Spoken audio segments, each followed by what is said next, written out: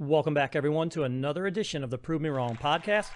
I'm your host, Pete Lieb. As always, I'm glad to have you back along with me tonight. Tonight, we're going to talk the paranormal with my guest, Joni Mayhan. Joni is a friend of the show and is returning tonight to talk about her continuing experiences in paranormal investigation, her work as a sensitive, and her new book, When Ghosts Are Near. So, as always, I have a great show lined up. Joni is a seasoned paranormal investigator and the author of 20 paranormal books, including the best-selling paranormal true story Haunted Hanover, the Deanna Simpson story, which we talked about on Joni's last appearance of the podcast. And if you haven't had the opportunity to listen to that one, you can find that in one of the back catalog of the podcast, and I certainly recommend it. It was a great discussion. Her new book, When Ghosts Are Near, which is what we're going to be going through tonight. I've actually put a copy of it on the screen right now. That's a copy of the book cover. So that's When Books Are Near. We're going to talk about that tonight. She also operates Haunted New Harmony Ghost Walks and investigation in the town of New Harmony, Indiana, where she resides. Joni has attended over 300 paranormal investigations, including many haunted hotspots such as Waverly Hills Sanitarium, Rolling Hills Asylum, Gettysburg, and Lizzie Borden House. You can find more about Joni on her website, jonimayhan.com. You can also find her books on amazon.com as well if that's where you'd like to find them. You can find them on jonimayhan.com also. So once again, as I've mentioned before, welcome back, Joni, to the show. How are you? Thanks for having me. I'm doing well. Thank you.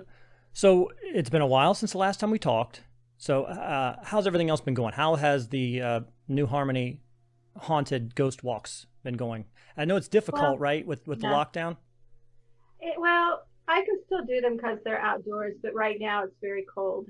So true. I kind of take a little bit of a winter break. I think right now it's like something under 20 degrees. So I'm not that keen on freezing. So I'll start them back up, though. Probably, I've already had somebody ask me if I can do one in February. Oh, nice. Or in a couple weeks. So Yep. I'll start them up soon. Yeah, we're even cold here. I live in Florida, and it's in the 30s here, upper 30s here, and that's way too cold for me. Yeah. I'm from Ohio originally, but it's amazing how fast you get used to being comfortable and being warm. Yeah. You get used to it so fast. Yes, I can imagine. So for new listeners who maybe haven't heard our first discussion, if you could just give us maybe a minute or two of your history again, how did the abilities that you have to speak with or to tell when the ghosts are near, how did that manifest itself to you initially, and how did you deal with it when you first noticed it? I've been having paranormal encounters since I was as young as 4 years old. Of course, back then I didn't really understand what was happening to me. I just knew that somebody else was in my bedroom after my mother tucked me in. And it was terrifying. My ears would ring. That was my first indicator that something was there. And not just an ear ringing, it was more like a shuffle of air, like the sound the TV, old-fashioned TVs made when they went off the air, a white noise sound. And it always was accompanied by the feeling that somebody was watching me. And I would scream, and my mother would come running in, and I would tell her there was a ghost in my room. And she did, she told me there was no such thing as ghosts, go back to sleep. And eventually they took away all the scary shows that I like to watch, like Scooby-Doo. And, not that was that scary, but they were afraid that it was impacting me. I started having night terrors where I would run through the house and scream and nobody could wake me up. And I would have horrific nightmares about things chasing me. And, it's been with me all my life, and it took me a good long time to stop running from it and start embracing it and realizing that, in some ways it is a curse, but other ways it's a blessing as well. How long did you live in that home? Did you ever end up determining what was going on there, or did you move out before you were able to get a handle on what was going on? It was a little log cabin along the side of a lake, and it used to be a hunting cabin. And we moved out of that house, and I believe I was about 6 or 7 years old. So I did get to go by again, and we see it from the driveway. And now I'm much more in tune to the paranormal world. And I believe that it was probably somebody who had lived there early on. There could be a lot of different ghosts lingering in the spot. If they like the area or they like the spot, sometimes they hang around. So, it's hard to know exactly. Did you feel at the time that it was, did you feel that it meant you harm, or was it just the fact that you felt like there was something in your room that you couldn't see, and that was enough to just really scare you? Yeah, that. Yeah. I was too young to really differentiate between good and bad. I just know that I was in a dark room supposedly by myself, but somebody else was with me that I couldn't see, and that scared me. So when we mentioned on the last podcast also, and you just mentioned it here, primarily you hear a tone when a spirit is near, right? Is that the only identifier that you have, or is there something else as well? Is there a tone with a feeling, or how do you personally identify that a ghost is around? Well, I do hear the tone. That's usually my first indicator. And if I pay attention to it and I tune into it, then it's like a gateway to me. Mm-hmm. And I'm able to start pulling more information. And after I do that, I'll start getting mind pictures and information. Sometimes I can just tell whether the gender, just by how the sound is. If it's high, it's female. If it's low, it's male. And I just pull more information. And that took me a while. It's like a muscle. The more you exercise it, the stronger it gets. And that's what it took for me to learn how to use it. Well, let me ask you this, because you've had a lot of life experience with it. And I know that the term is used interchangeably a lot. But what are your thoughts on the spirit versus the ghost? I mean, do you feel this, and actually maybe the spirit and consciousness, do you feel that the spirit is separate from consciousness, or is the spirit one and the same with consciousness? Do you know what I'm saying there? Is what makes us, is our consciousness what also makes us then roam after the fact, or is there something different? Well, I believe that the soul is the essence of us. It's everything that we feel, we think, our memories, just the person we are, and our bodies is the vehicle that the soul uses to, become in a three-dimensional world. Now, after we die, I believe that most people cross right over to the afterlife, and most people call it heaven. So, that's what I call. But other people may have had a tragic end or unfinished business, or simply loved where they were and didn't want to move on. And they stuck around, and those are ghosts. So it's the soul without a body.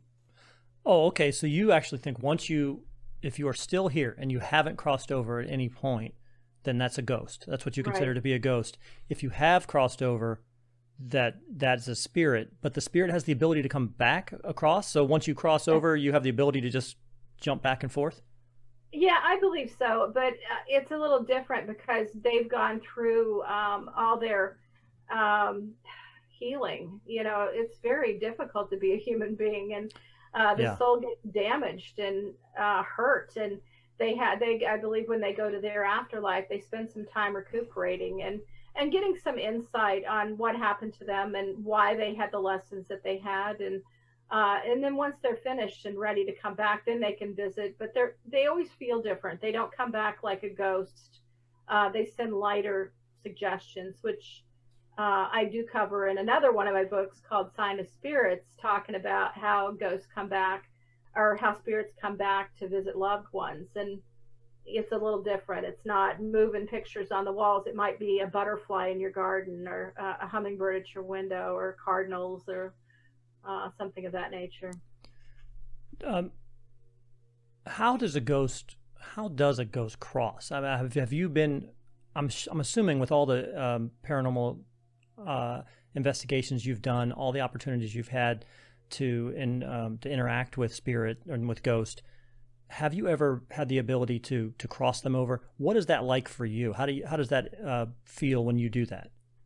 Yes, I worked with a mentor, and she taught me how to do it and how it feels. And the way you're supposed to do it, you're supposed to envision a cone of light, white light, going from the ground up into the sky.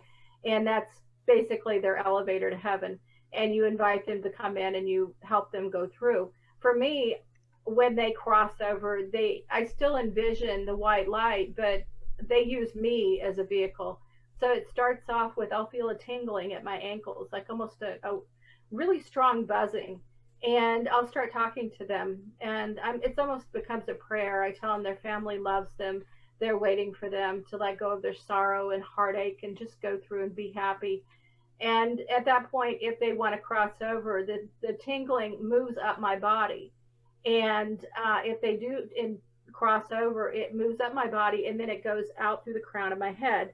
And it feels like a shaft of light going through. And I can't talk when it's happening. It's just, I'm just almost paralyzed. And then when they go through afterwards, I'm just elated. It's the happiest I ever feel. And it's really such a wonderful feeling. And it's such a blessing to be able to assist them in that way. Because in some cases, I mean, we've crossed over souls that have been hanging around for over 100 years and give them an opportunity to finally move on.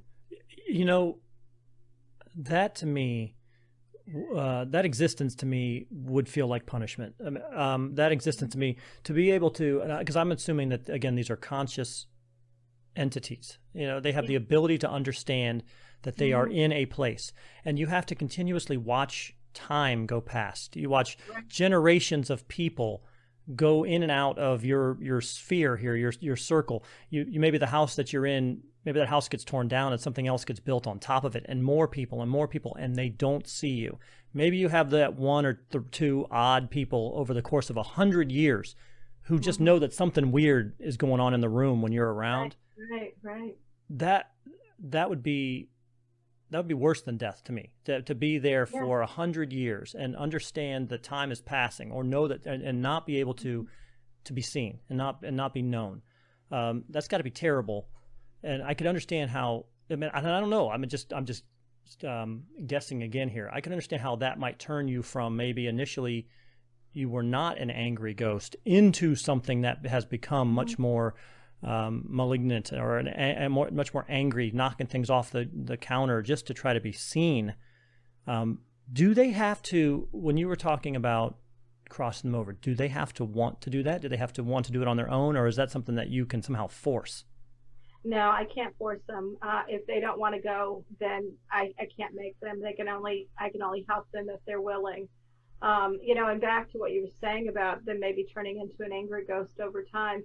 Imagine if they were in a paranormal hotspot that gets investigated by a lot of paranormal investigators, and they just get poked and prodded constantly.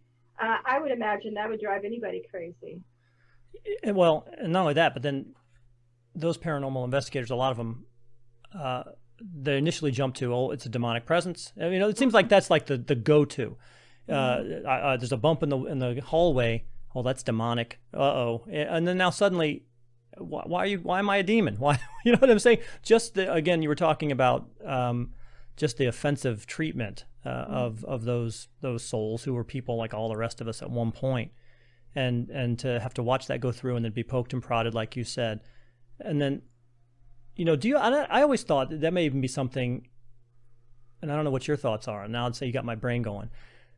If I live in this house right here where I'm at, and I pass, and I'm in this house, I decide not to go, and I'm walking through this house, and then suddenly, do I see, as far as you know, do I see this house the way it is right now forever, or do I notice that things have changed, and suddenly now, instead of walking through the doorway that I see, I'm actually walking through a wall on the next house?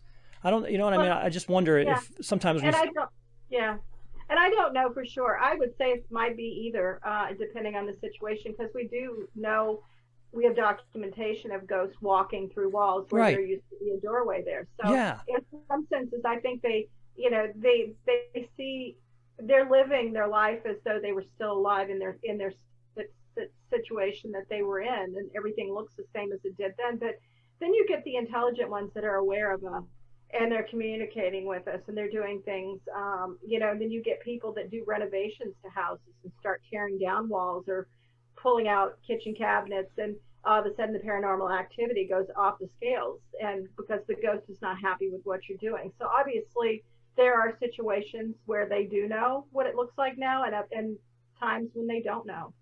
Because I know we talked about that briefly before. Was my question to you then was, are the structures themselves haunted, or is it the ground that's haunted, and it doesn't really matter what the structure is. And then if that was the case, then the house could change, right? And I'm still roaming the same way that I might have roamed while I was alive, but the landscape has changed. The walls are now where the doors used to be. So I mean, it's just, again, they may not be trying to necessarily scare you or make you uneasy. That may just be the only way they know how to get from one place to another, because that used to be the way they always went. Yeah. So the new book, When Ghosts Are Near, what was the genesis of the idea to write that book? Why did you decide, okay, I want to write a book around how do you know when ghosts are near, and what can you tell me something about the book itself? Yeah. I used to teach a Paranormal 101 class in the town of Gardner, Massachusetts, and it drew in a lot of sensitives and a lot of budding mediums and a few psychic mediums as well, who just wanted to connect with other people who had abilities, because it is a lonely world when you're a sensitive. There's a lot of people you can't talk to about it. You have to bite down on, your experiences. I've been in, professional workplace environments where we've had a ghost buzzing around our heads, and I can feel it blow the back of my hair, but I can't say anything. So, we decided, we have started having these classes, and everybody who came to the classes had different experiences. There were a few that were clairaudient, like I am. Some actually heard voices, not ear ringing. Other people were clairsentient, which means they feel it physically. Some of them might feel a tightening in their gut or goosebumps on their arms. Several of them felt their skin crawl on their scalp. And just the people smelled different odors. And just, and then as we, pursued all this, and, as time passed, I got on different investigations, and I started seeing things like people having extremely bad luck. We were called in one time for an investigation for a property that had like three buildings on it, and everything they brought onto the property kept breaking: cars, trucks, refrigerators, phones, you name it, and it broke. And so we did an investigation, and we learned that the previous owner was still there, and he had been trying to start up a gym, like a gymnasium for people to come work out at, and it failed, and he went bankrupt, and then he died. So he didn't want anybody else to succeed either. So How do you connect with that guy? How do you connect with that? How do you connect with that person? Once you do that research and you determine, okay, this is Jim. Jim was upset that his business failed and he passed. How do you connect with him? How do you, in your investigators, when you're working, how do you get him to see? I understand that you're upset. I understand that things didn't go well for you, but you can have some redemption. You can move on and find the success that you didn't have in life. How do you do that? About like you just did. Oh. Basically, we do counseling for the dead. I mean, they can hear us and they can understand, and sometimes we're the voice of reason.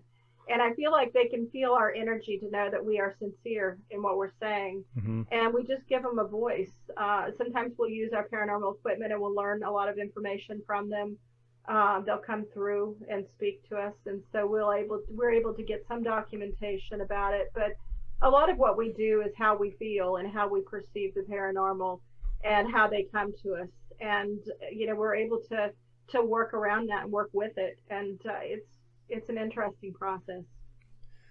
So there's no one size fits all. What about what I would consider the non-sensitive? I mean, I think I mentioned it before. I don't consider myself sensitive, but I know that I've had situations where I felt something that felt different to me, and it wasn't normal.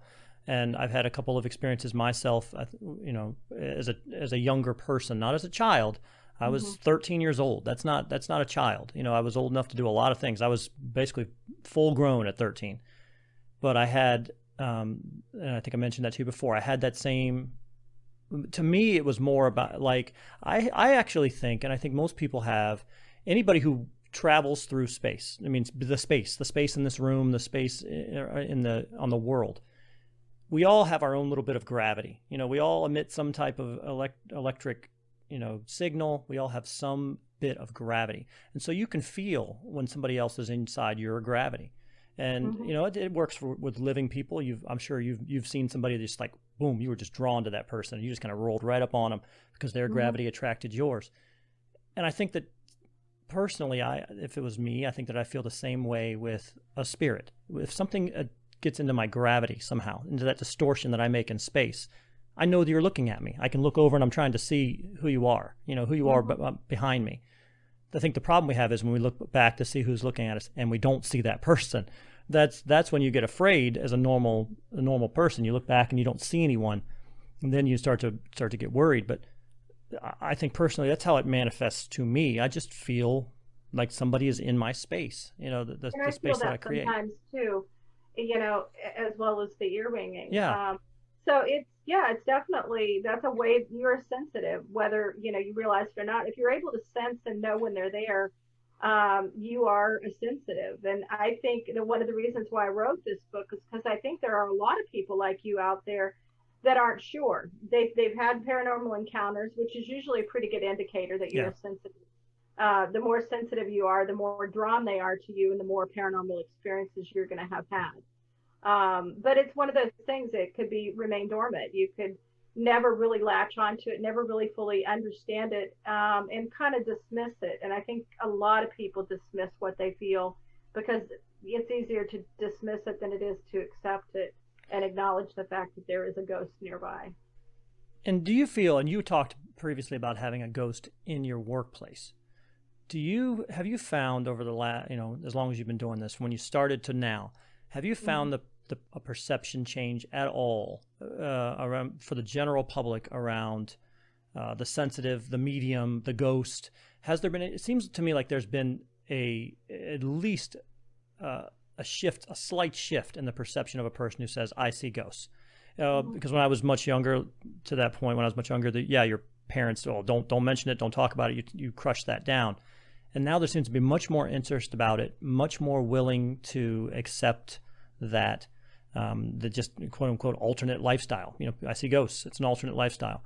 Do you feel that also, or do you think it's still kind of like it was before, a little more repressive? No, it's much more accepted now because it's everywhere. It's in the media. It's on TV. There's a ton of paranormal shows.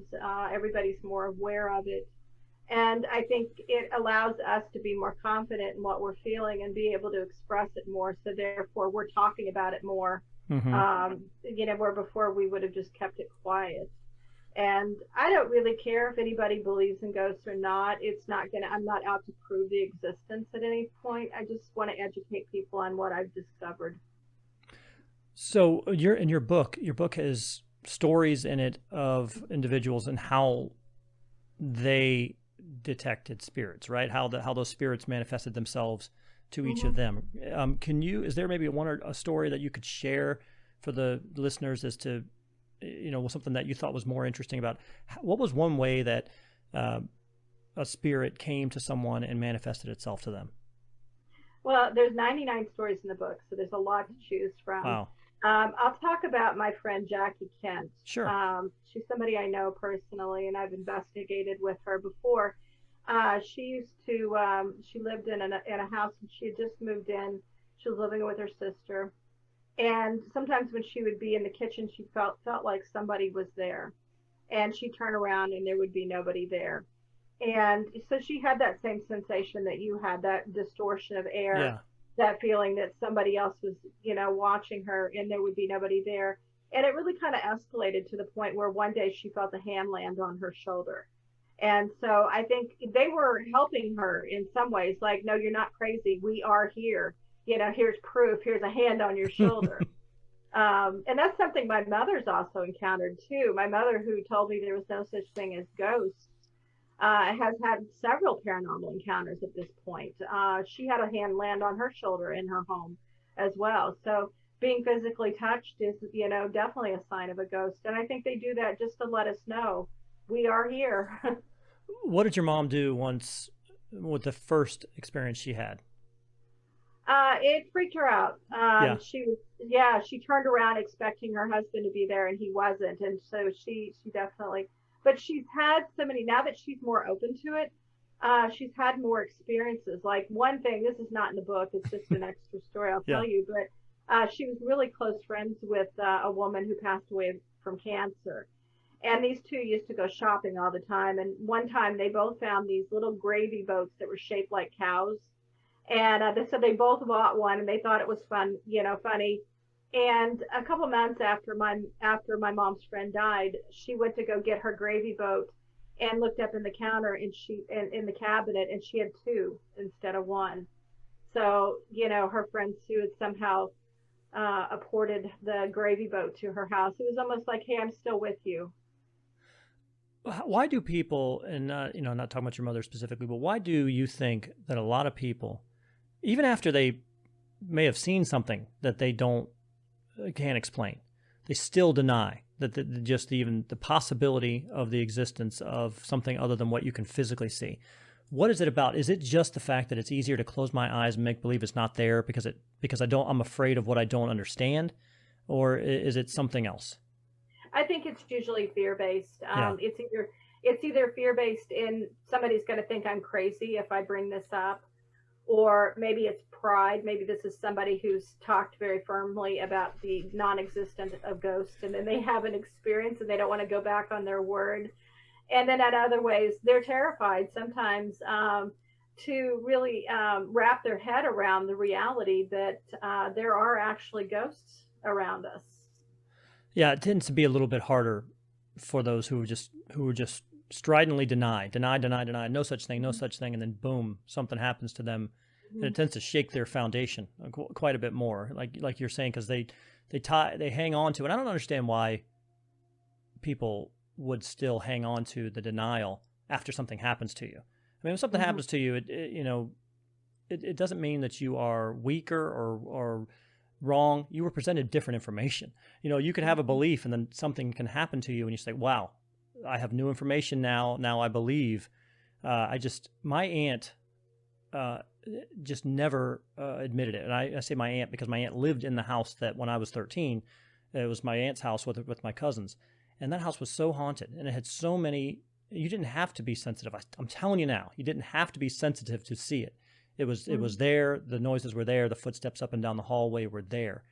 She was the only one in the family. There were 4 kids, all ranging from 18 to about 10, and her. And she was the only one who just refused to acknowledge it, just completely. And that's frustrating. To me, that's frustrating when you just refuse to acknowledge it.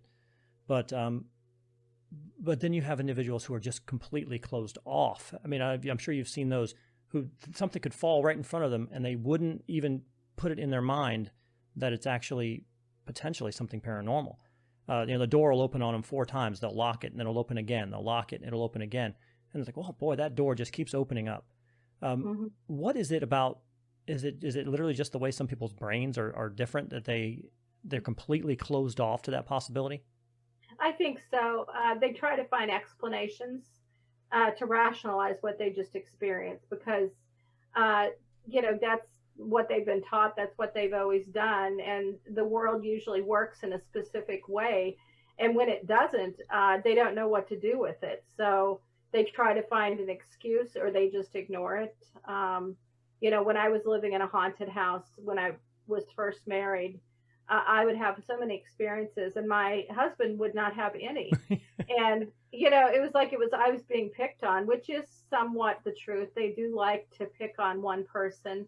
But even after he started having experiences, like his tools started disappearing and he blamed it on the dog. Oh, the dog must have carried my hammer off. And I'm like, she's a 30-pound dog. She couldn't carry that hammer. She had to. And, what about your screw gun? It's, that's even heavier. And it was easier for him to blame it on the dog than it was to listen to me and say, well, maybe there is a ghost in the house. That brings up a question. My daughter, she did a show with me every now and then as well. She's 18. She's a co-host with me occasionally. And she brought up that same thing with regards to possession. And she's like, but if you don't believe in that kind of thing at all, does that make it easier or harder to be possessed? If you don't believe in these ghost encounters at all, or if you don't believe that ghosts exist at all, to like your husband, nothing ever happened to him was it because he didn't believe that it could happen to him and so it didn't? Or it was an interesting question to me because I never thought about it. I never thought about, does your belief have anything to do with whether or not the events occur to you? It's to a certain extent. I think, if it's going to happen to you, it's going to happen to you. And how you handle it from that point on it determines your belief system. My ex-husband my now ex-husband, but he did start to have experiences that he couldn't deny. They finally just got more profound until the point where it was, for him not to believe became stranger than, admitting that it was a ghost. And I think, as far as going back to possession, that's a very rare event. And, it's people do get attachments periodically. And it's usually something very dark, and it'll latch onto people and it'll change their personalities. It's not necessarily possessing them, but it's altering them in some ways. So, and that can happen to just about anybody, whether they believe or not. I had a friend that contacted me, and she had a daughter who was an art student and vivacious, lively, and then just all of a sudden she wasn't. She was withdrawn. She was quiet. She quit school, and so I got her some help, and we got my shaman friend involved, and he said he pulled 3 dark entities off of her. And they were all just really trying to ruin her life and pull her energy and just wreak havoc. And literally days after the attachments were gone, she was back to herself again. The daughter that, my friend remembered and started back in school. Just, night and day difference. And so it can happen to people. And I think, the people around them are the ones that are going to see it. You won't actually probably see too much of it yourself because it's so gradual.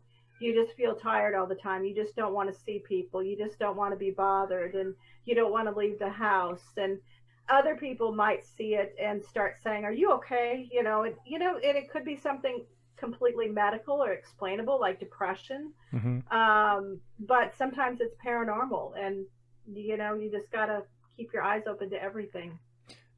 Did he consider those entities to be demonic? I mean, what are your thoughts on demons? I mean, and again, we're talking about the television paranormal investigators. Everything is demonic.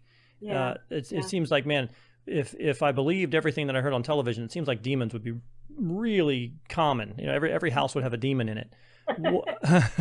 What are your feelings on that? I mean, is there such a thing, or are we just talking about a mean, frustrated ghost or spirit? Well, demons are far rarer than what you'd see on TV, and the reason I hope so. Yeah. the reason they went to demons was because ghosts weren't scaring the public as much anymore. Exactly. We were all getting adapted to it. So what's next? Okay, demons. That'll be great. I have had a couple of demonic encounters. They always feel different than ghosts. I don't hear them. I don't hear any clairaudience. I just get like almost an oily feeling, like a greasy, uncomfortable feeling. And it's hard to explain. It's just something I feel. And I don't mess with that. I'll make sure that I try to get away from it, because demons don't haunt locations. They haunt people. They look for people that they can latch onto and destroy them. But not nearly as common. There are a lot of dark entities out there. I mean, imagine somebody that was very powerful in life and very angry and just a negative person, like maybe a serial killer. Let's just imagine, Richard Ramirez, the Night Stalker, dies and becomes a ghost. He's going to still do what he did before, or at least try to. And nothing's going to change him if he doesn't, cross over. He's going to be the same. And he's going to latch on to people. He's going to try to hurt them. He's going to try to kill them. So, those, and even not even going to that extreme, just nasty, negative people. And the longer I believe that they're earthbound, the stronger they get and the more they learn. They learn how to manipulate their environment. Maybe even imagine somebody with metaphysical gifts, somebody who was a medium like me, or even better, dies and is angry and stays earthbound. That person might have even more abilities to manipulate their environment and the living than somebody who didn't. So, How did you say you just get away? I mean, do you just physically walk away? I mean, how do you get away if there's a demon who potentially says, "Oh, hey, there's somebody hey, I look want." at you. Yeah. I try to physically walk away. I'll leave the location. The last time I felt one, we were on a group location and our group event with several other people. We had rented a building, and I definitely felt something very dark and negative, and I suspected it was demonic. And so I walked outside. I left the building and I contacted my shaman friend, Michael Robichaud, who helps me out with everything else. And he does remote work. So he was able to tune in and he said, yes, there's a demon there. He said, it's a low level demon. It's nothing really powerful, but it's a demon all the same. And he ended up taking care of it and removed it so that we didn't have to worry about it, which is, a whole other story. No doubt. I mean, with you, when you've been to a couple of asylums, Waverly Hills, Rolling Hills, what are those like in comparison to, the typical haunted house, haunted, church or something like that? What are places like that like for you? With just, I would assume, with all of the pain and all of the confusion and torment that was going on in those individuals' lives when they were living, I would assume that some of that has to remain after the fact. What were those like? Well, if you're empathic, that means you're able to feel energy and emotions, whether it's from the living or the dead. And I do have some empathic abilities. And I'm not a strong empath, but I feel energy like that. So when I go into locations like that, I'm going to feel whatever they felt. So like Waverly Hills, it was a TB hospital and a lot of people died there. It was very sad, overwhelmingly sad. And, but you also feel them in their lives, like before they died. So not all of them are always sad. And there's a couple negative ones there. And I don't know if they originated there or they popped in, or sometimes they come with investigators. You have an investigation and it might be an attachment swap, people come in with something negative attached to them and they get there and they go, ooh, I like this place, and they jump off. So sometimes haunted places become even more haunted over time. Places like Rolling Hills, at one point it was an it was a poorhouse for people who just basically couldn't afford to live, or maybe the husband thought the wife was crazy and dumped her there and stuff like that. You had some people that were mentally ill there as well. And that comes through in the equipment and in the way they feel, in the way they interact with you. You just get everything, and you're bombarded as a medium. When you go places like that, it's like going into a shopping mall at Christmas time, except for everybody's dead. Yeah, because especially some of those, the sheer number of people who pass in places like that, or in TB hospitals, the old time TB hospitals where right. they were just taking them out the back door, 10 a day. I can't imagine what that would be like. But you said something to me that triggered another question to me. You were talking about somebody bringing in something with them that's an attachment. How do you prevent attachments when you go on these investigations? How do you prevent something from attaching to you and going home with you? Well, it's difficult because technically, if they want to come with you, there's not a whole lot you can do to stop it. Some people are very strong energy workers, and you were talking about the personal gravity. People can manipulate their own energy and push out and make a bubble around them, and nothing can come in. And the better you are at working with energy like that, the stronger your shield's going to be. So nothing can attach to you. Not everybody is graced or gifted with that ability. So, or maybe they don't know. Some people will use prayer. If your faith is really strong, and you firmly believe that by saying a prayer that God will keep you protected, and you might wear some kind of medallion, like I have a St. Benedict's medal that has been blessed by a priest and a shaman. And I'm not Catholic, but it makes me feel secure. So I might, if I'm feeling uncomfortable, I might hold on to that and say I am protected. And it's a lot of it's belief system. If you believe that you're protected, you're better protected than you would if you don't believe. So you have to really put your thoughts into it. So it definitely does come back to belief. Yeah. Just to go back earlier, talking about if you believe that you can be possessed, or you believe that you can have something attached to you, or you believe that your house could do this, then there's maybe a better chance that it might, because you actually absolutely do believe. Right. And if you believe that you're protected, then that certainly might help as well. Mm-hmm. How do you recommend to remove an entity from your home if you don't handle it, if you can't handle it anymore? I mean, do you actually even recommend, if there's something that occasionally there's a bump in the night, or occasionally there's something there, and it doesn't feel threatening, with the interactions that you've had, do you recommend that you try to move that entity on, or is it just something that, live and let live? It's not bothering me. I'm going to let it go. Yeah, I think it depends on the person and what they're capable of handling. Some people it really scares them, and other people are okay with it. I'd say, most of the ghosts in homes are just people that live there and loved the house and didn't want to move. Yeah. And what I recommend to people is just to talk to them and say, hey, look, I know you're here. You don't need to keep banging on the walls in the middle of the night because you're scaring me. If there's something that you don't like, maybe we can figure it out. But this is my house now, and I need to live here. And a lot of times that helps, because they just want to be acknowledged. It's almost like they keep upping the ante each time to try to get your attention, because you're not reacting. And once you just tell them, look, I know you're here, stop it. And that's, maybe that's not enough if it's something that scares them and they're fearful.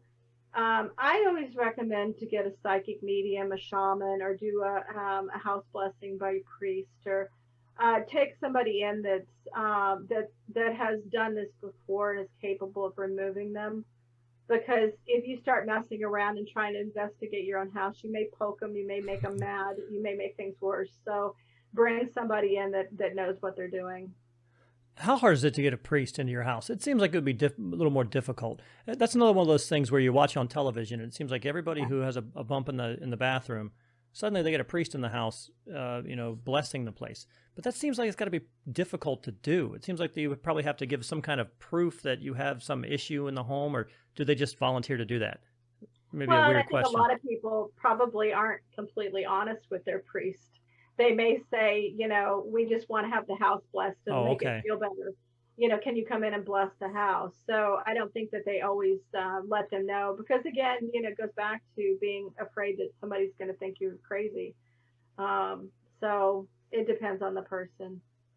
If somebody wants to improve their sensitivities, if they don't necessarily think they're all that sensitive now, maybe they have a weird feeling from time to time, are there strategies, or are there ways that you think that the average person can improve that, can attune themselves more?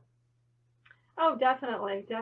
I always tell people to find somebody to work with that has similar abilities or better, and you can validate with each other. So when I was first going through all this, I had a friend named Sandy who was also going through this, and we would go to haunted locations, and we would bring paper and pencil. And when we would feel a ghost come into the room, we would both start writing what we felt, what we thought they wanted, what we thought they looked like. And when we were done writing, we would show each other what we had written. And a lot of times we were very accurate with each other. So it helped, to find somebody, even just somebody that knows when a ghost is there, sensitive. I'm feeling like there's a ghost here. Do you feel anything?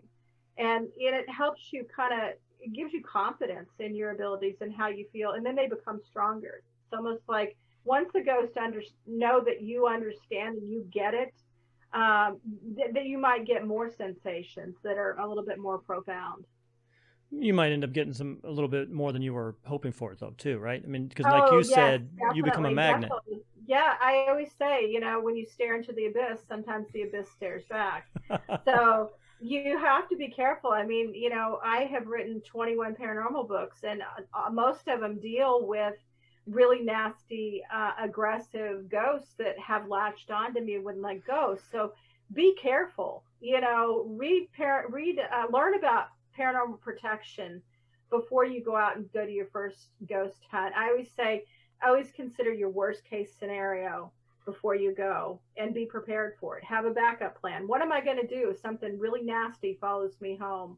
What am I going to do? And if you don't know, then you don't need to be going ghost hunting. Yeah, no doubt. I mean, you know me. I think we've had this conversation last time. I'm not real big at poking the bear. Normally if I happen to feel something around, that's fine. But I do not go and try to provoke anything. I don't try to necessarily dig up anything that I'm not ready for. I'm not interested in that necessarily. But what do you think in terms of you talking about going and bringing something really nasty home? If you had to say in terms of percentages, just rough percentages, what do you think the percentages are for those that are just those situations where you really need to worry? Out of the times that you've gone out over 300 paranormal investigations. How many of those did you really feel like I'm in danger? A fair amount. I mean, it's funny because in the last, since I found, I really looked for people to help me in case I did get an attachment. So that allowed me to be braver and get out and do more. But there was a long period where I was bringing home an attachment every time I investigated. And I just couldn't keep dealing with that. I'm a woman that lives by myself, and I come home to a dark house and they're, I'm bringing home, Richard Ramirez, it's a dead person, and it's terrifying. So until I had my backup plan in place, I really laid off of it. But then even that didn't help. Sometimes they find me anyways. I don't have to leave. And do you think that's just because you are the neon light of your group? I mean, you are, if you and I are going out together, they're going to see you shine a little more bright than me, right? So they're going to say, okay, that's what I want to go to. Yeah, I'm the ghost magnet. So it's just been part of my existence. But I think most people probably, I think they need to put some effort into paranormal protection before they go, whether it's a prayer, whether it's a thought, whether it's something they're wearing, or saging themselves before and after. There's just so many different ways that they can go about it, whatever resonates with them. But most people probably aren't going to get attachments, but you don't know. It's like Russian roulette. Is there a bullet in the chamber or is there not? So, okay, I'm gonna go back into me, the layperson. I go out, I just do a little EVP work, maybe throw a spirit box around, little EMF. How do I know when I came home? How do I know? What are some indicators that I've had something come back with me? Well, that sensation of somebody being in your space, somebody watching you, that would be a big one. Items might start moving around the house, like something might disappear and reappear somewhere else, or you might hear footsteps or knocks or raps on the wall, or if you have pets are excellent validators. You'll have your cats especially, they'll start watching something that in the corner up above your bed sometimes at night. So you just pay attention. If things feel off or feel different, then it's very possible that you brought something home. Okay, now you scared me. So now, if you're talking about, I have a couple of dumb dogs, and those dumb dogs look in the corners or look up at the ceiling all the darn time, looking at the ceiling fan or whatever. So what percentage of the time are you thinking? Because every now and then a dog will look and it'll growl, just randomly growl, and it's a little off-putting, and you're wondering what's that dog looking at and growling. That doesn't necessarily mean, it could just be the dog is stupid, right? I mean, it doesn't necessarily mean there's some kind of spider entity climbing along the wall, right? Do you want me to make you feel better? Or do you want me to tell you the truth? I mean, we're coming up on the time here. I don't want to leave here thinking about this. It could be either. I think that you should take it somewhat seriously. One thing that you can do right off the bat that seems to help is to get a sage stick, white sage, and light it and walk around your house, starting at your top floor, go clockwise, fill every space in every room, and keep going around until you get to the bottom. And you fill each room with love and light, and you say that I fill these rooms with love and light. Nothing negative may remain, and please move on. And then you stub it out on your front sidewalk, and you make sure you have windows open while you're doing this, and that sometimes will help move them along. I always say sage is like ghost Valium. It kind of calms them down, and it kind of neutralizes the energy. And so then afterwards, make sure you're filling your space and your house and your life with happy things. Play music, open the blinds, laughter, have fun, dance. Make sure that you're filling that neutral void with positive emotions, and that helps as well. Awesome. Do you have to have windows open during that time frame too, or is it just the door, front and back doors, or yeah, okay?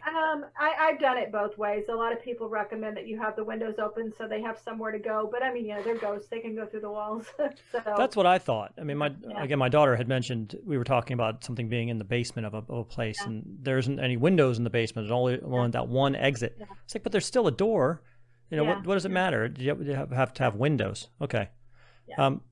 And like you had mentioned, you have another book called, I believe it's Signs of Spirits, right? When loved ones visit. Mm-hmm.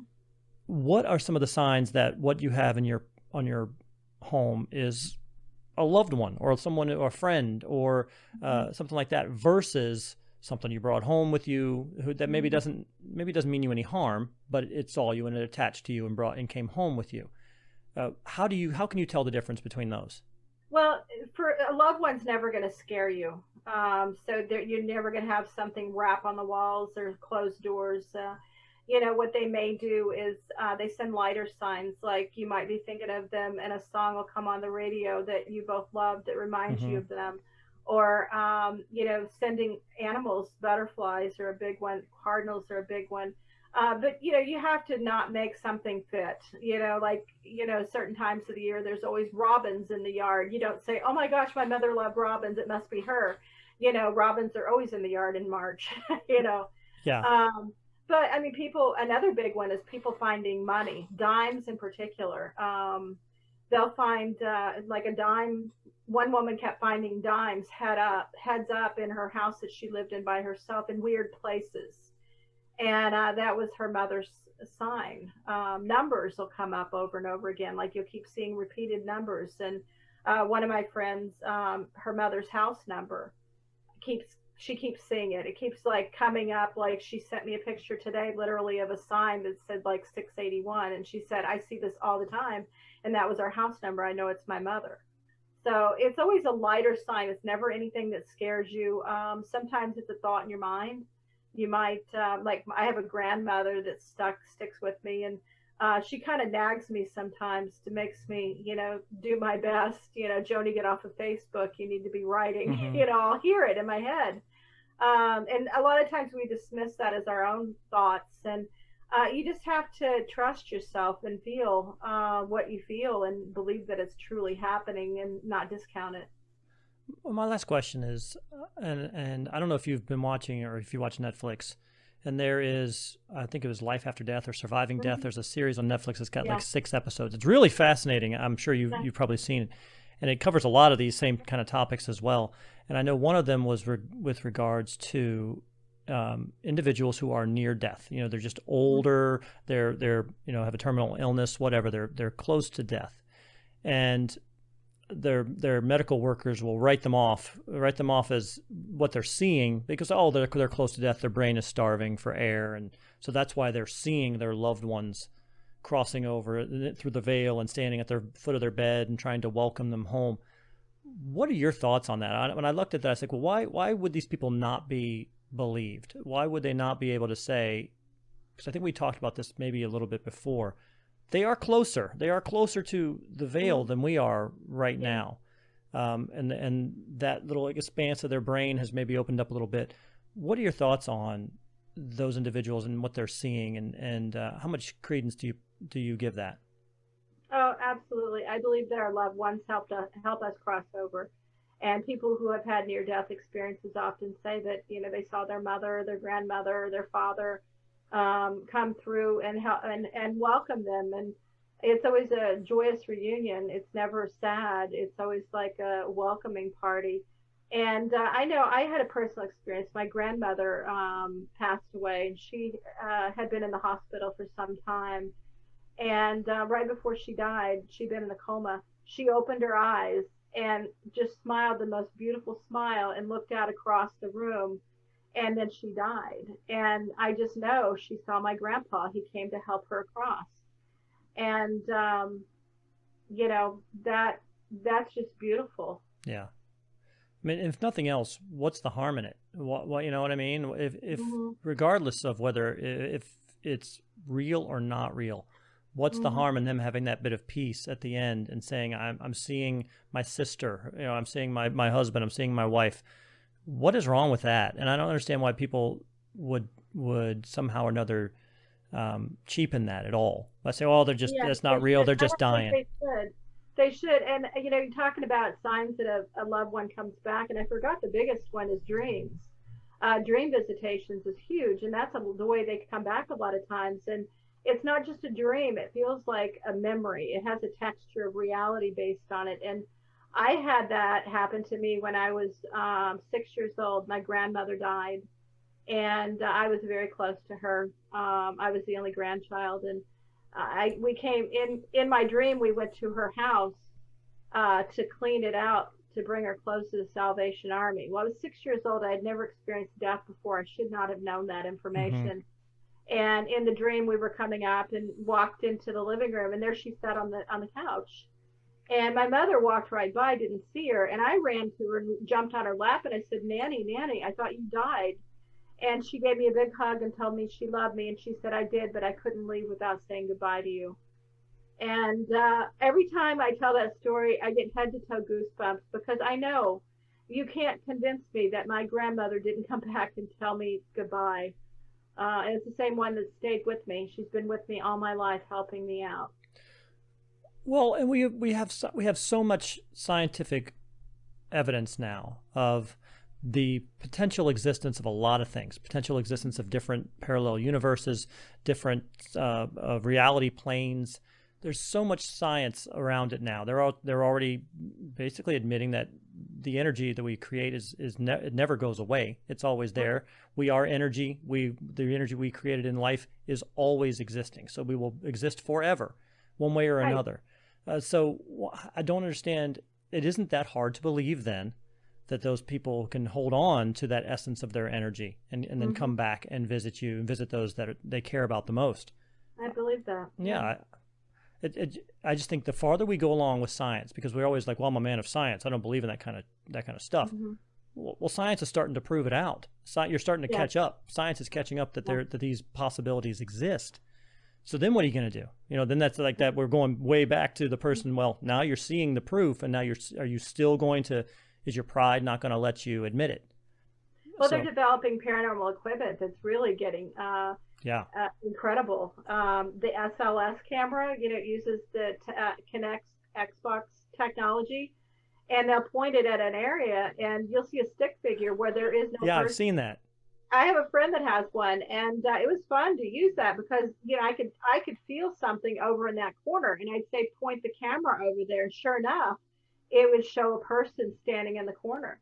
So, you know, and everybody, if you don't want to believe in this stuff, you're going to find an explanation why that's not real. Right. But for those of us who do believe, it's just incredible how close we're getting. I feel like in my lifetime, there's going to be some way to prove the existence of ghosts. Yeah, I agree with you. I don't think we're too far away from literally having some kind of device where there's a television screen on it and you can pan through and boom, you can just see those, you know, the shapes standing there, the entity standing there. You know, it's picking up whatever. I think it's just a matter of finding that right wavelength. Whatever the wavelength that they are existing on, it's different than the wavelength we are. And well, we need to know what they're made out of first. Yeah. I mean, you know, what are they made out of and how can we detect that? So I think that's kind of where we're at. Because the light spectrum that we can see is so limited, you know, and there's so much light and so many different waves of light that exist that we can't see, and we don't necessarily have something that can pull it yet. It's almost like that guy who, and I don't know what you thought about this, if this is debunked in your mind or not. It's that guy who lives in that property and he has those Polaroid cameras, and it's only a certain type of Polaroid camera and a certain type of film. They don't even make it. It was a certain emulsion system, and he would take the photographs, and every time he would pull one out, he would have a shape or an orb or some type of light anomaly on there, and at some point they started spelling it would literally have words on them. And they're Polaroid cameras. It's a Polaroid. He snaps the picture, a picture comes out, and there's a word on it. How the hell do you do that? I don't know what to think of that. You know, I would have to probably be there and see it happen see the film go into the camera Right. unopened, like not see somebody scratching on it beforehand. I Right. mean, there's so many ways to manipulate evidence. But I don't know. I mean, I want to believe, that's, I'm skeptical, but I also want to believe really badly. So Sure. I would love to see something like that. Well, my last question tonight then is for everybody like me out there who's listening right now, what is that near ghost checklist?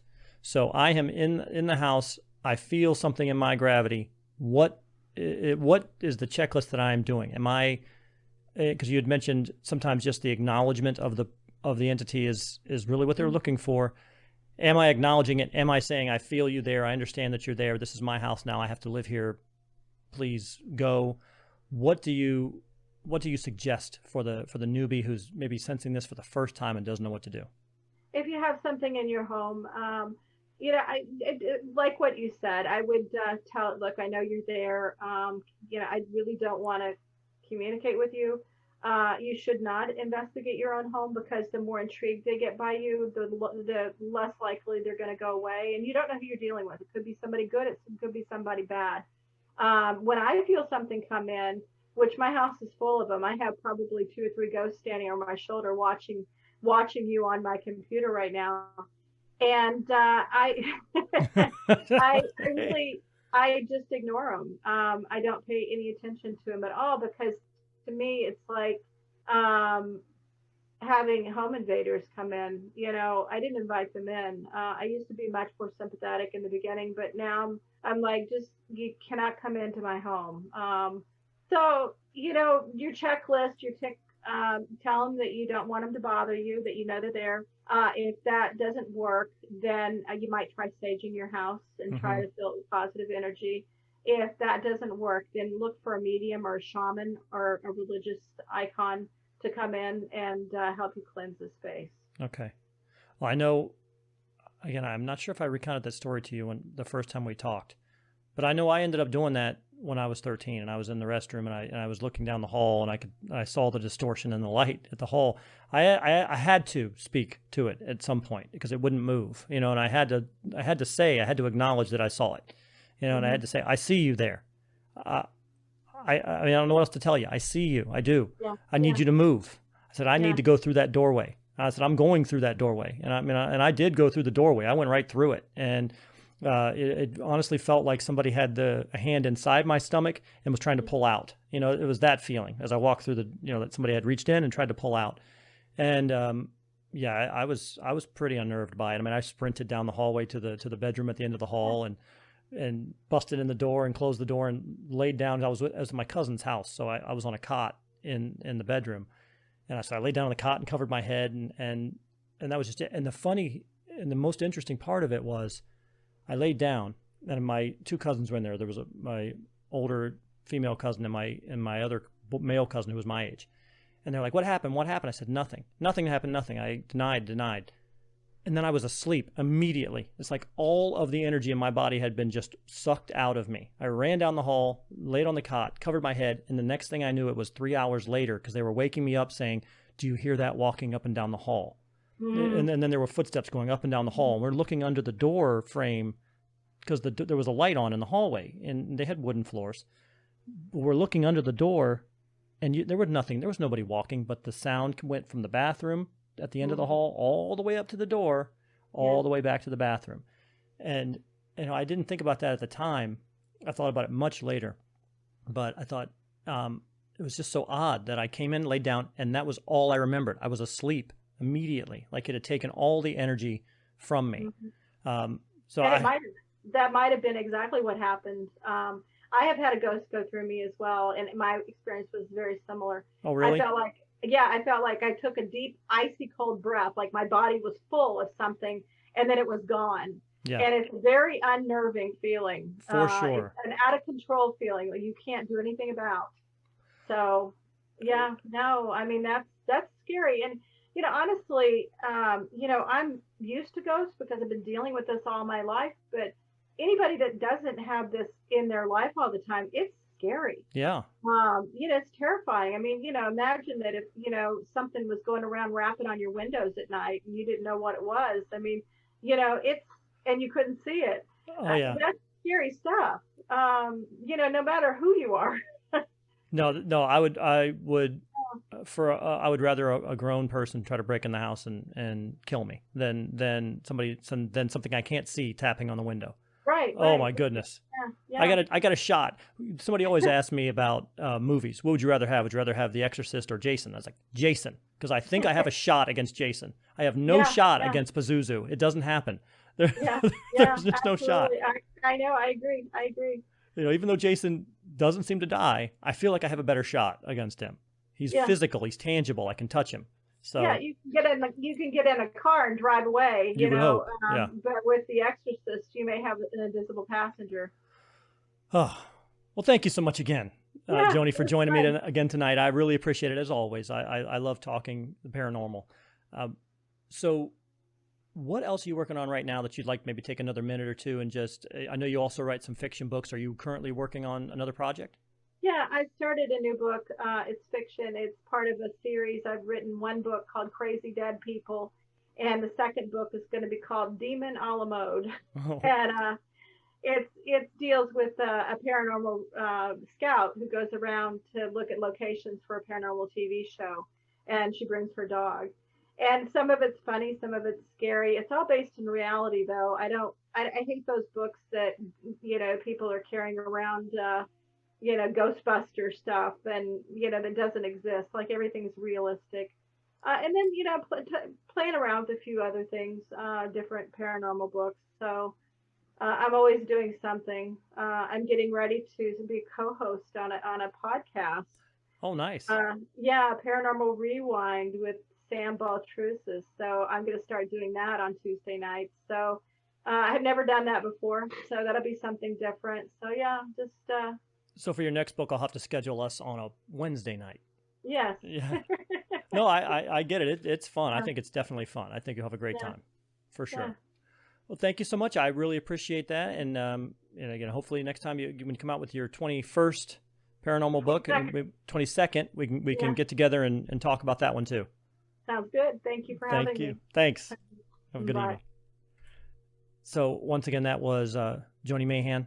The title of the book is When Ghosts Are Near. And again, she gave us some concrete situations, some concrete evidence, some things that have happened to her, some things that might have happened to you. How do you feel when a ghost is around? Do you consider yourself a sensitive, or are you just a normal person? I do not consider myself sensitive. I talk to a lot of mediums and sensitives as part of the show, and anytime I would tell them, I felt like somebody was watching me. Like, well, that's because you're sensitive. I don't necessarily believe that. I don't think I had any real other extrasensory perception than just knowing that somebody's looking at you. I think that everybody understands when somebody's looking at them. I don't know that I've ever met a person that I could stare at them at the back of their head and they wouldn't turn and look.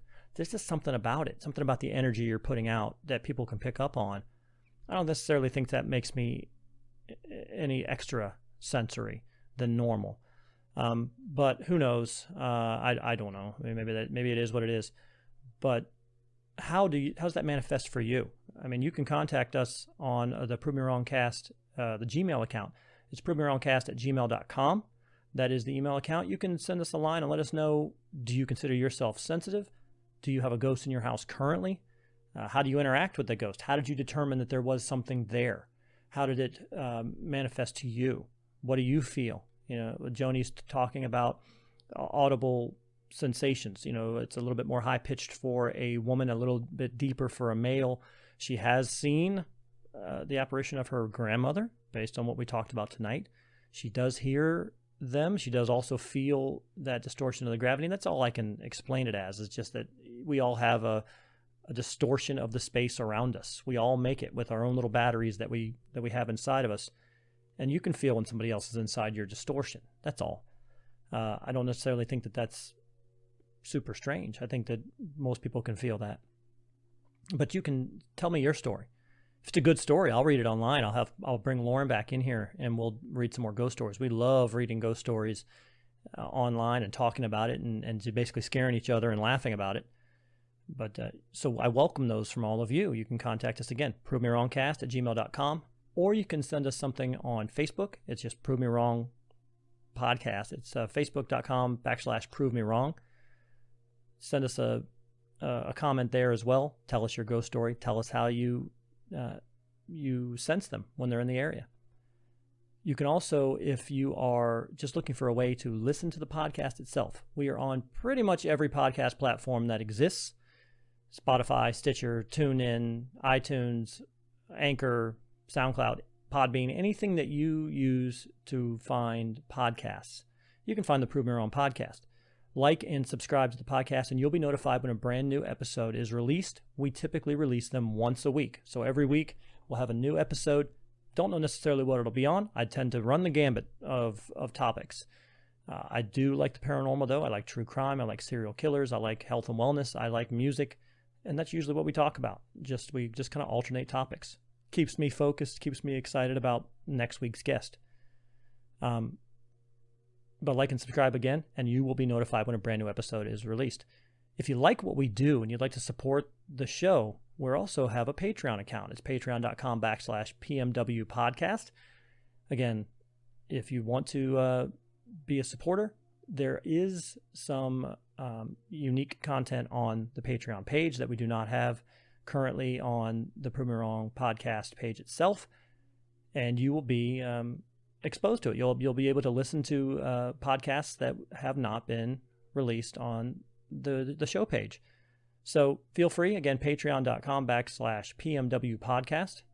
And also we are on YouTube and Rumble. Those are the video formats that we use. If you listen to this on a podcast form, we also have a video form of the show. You could have actually watched Joni and I speaking, on video.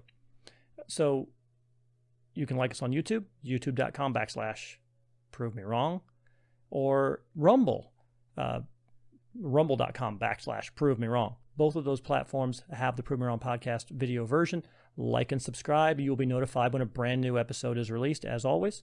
Hit that notification bell and you'll be notified promptly once a week. Before we go tonight, our sponsor is ZendoZones Citronella Burners from JT Eaton. I have my own ZendoZone right there. I'd like to show him off. That's Surf and Stan. They are shaped like fearless bug repellent tiki gods. See, it's a tiki god. Let Surf and Stan, Hawaiian Howie, and Luau Lily bring the islands to your backyard with ZendoZones Citronella Burners. ZendoZones uses natural 3% citronella candles and incense cones, and they're perfect for patios, decks, backyards, campsites, poolside, paranormal investigations. You don't want to get eaten up while you're talking to ghosts, and more. You get to enjoy the outdoors again. They are available on Amazon.com and at select Ace Hardware stores. Go ahead and, find yours today. That'd be great. And if you find an Ace Hardware store that does not have them, send us a line, provemewrongcast@gmail.com. Let us know the address. We'll see if we can't get some in there. Everyone deserves ZendoZone Citronella Burners. Once again, for my guest tonight, Joni Mayhan, When Ghosts Are Near. JoniMayhan.com is her website. My name is Pete Lieb. This is the Prove Me Wrong podcast, and we will see you again soon.